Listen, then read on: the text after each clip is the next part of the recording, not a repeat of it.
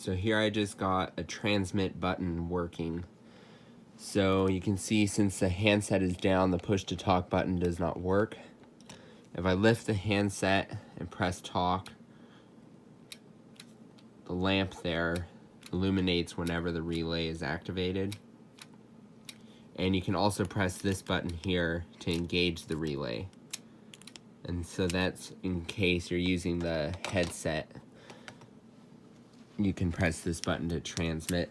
So you can see if I plug in a headset into the headset plug, you can use that button. How I wired that is underneath here on terminals 47 and 48, these two, there's a slate black and black slate wire that both go to the actual lamp on that button.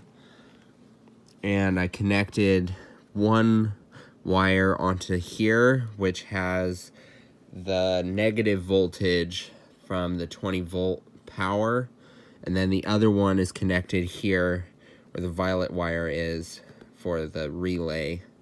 So whenever the relay is powered, the lamp illuminates. And then there is brown, black, black, brown, I believe, that were connected into there. And so you can see here's black, brown, and then there's a brown, black on the other one. So those I just connected onto each of the button contacts for the push to talk.